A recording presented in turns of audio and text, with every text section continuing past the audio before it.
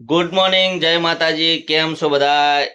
બધા મજામાં હશો અને આપણે પણ મજામાં છીએ. તો મિત્રો અત્યારે વાગી ગયા છે સવારના 7:30 અને આપણે જાગી ગયા. અમારે નકશુભાઈ જાગી ગયા છે, ગુડીબેન જાગી ગયા છે અને આજે સતત ત્રીજા દિવસથી વરસાદ ચાલુ છે.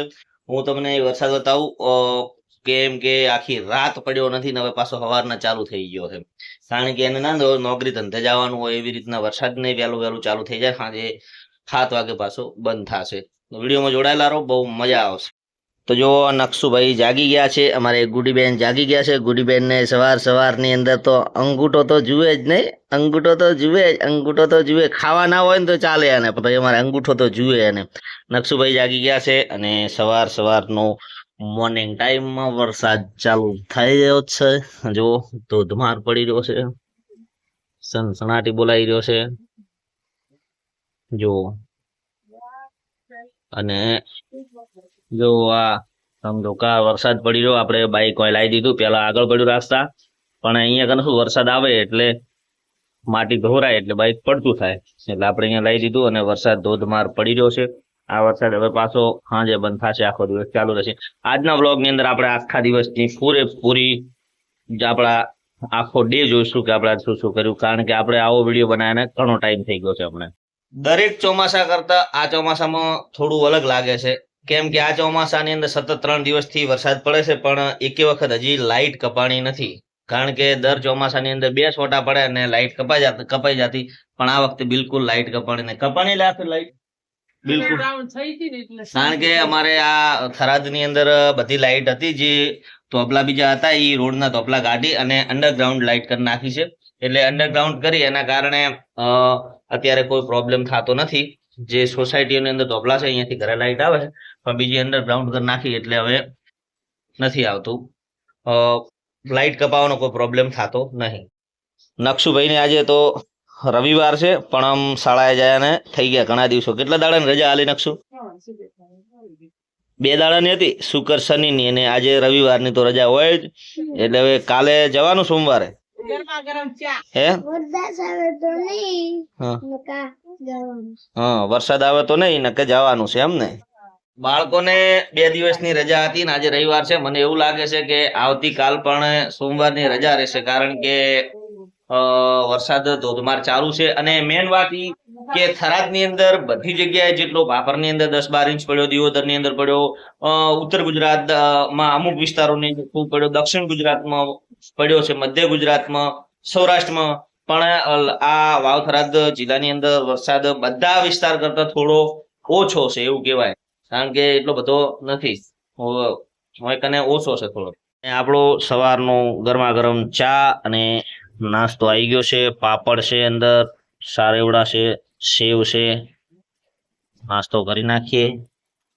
ચોમાસામાં તો શું હોય, ખાસ કરી ખાવું પીવું ને બેસવાનું, કારણ કે અત્યારે તો ધંધા પણ મંદા હોય, કોઈ આવતું જતું હોય નહીં દુકાનોની અંદર. જો નકશુભાઈ ને નવી છત્રી લાવી છે. નકશુભાઈ, આ છત્રી અમે તમને 4 લાવી આલી, કહો હે ચમ લાવી આલી હતી?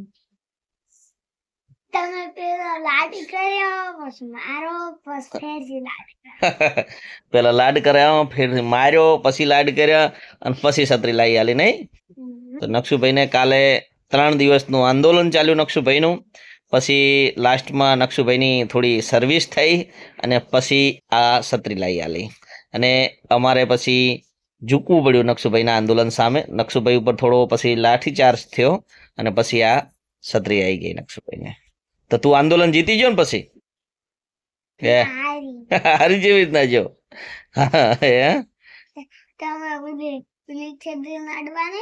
એ તો ના જ હાલે ને, ઘરની મોટી છત્રી તો તને ના જ અડવા હાલે ને કોઈ. હા,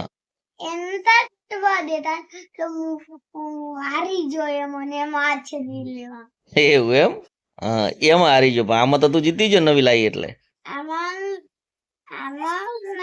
સારું લો.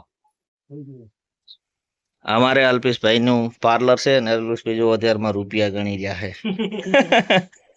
હે અલ્પેશભાઈ, તમે આગળ સ્વિમિંગ પુલ સારો બનાવી દીધો આગળ. સૂર્યોદય શાળા છે અમારા અલ્પેશભાઈ ને, એક યુટ્યુબ માં ચેનલ છે. શું નામ છે તમારું? માવતર ટેલર ટ્રેનિંગ. માવતર ટેલર ટ્રેનિંગ, એમાં એ સીવણ ક્લાસનું શીખવાડે છે, કટિંગ ને એવું બધું. આ જો મશીન છે, કટિંગ ને સીવવાનું ને એવું બધું બતાવો ને.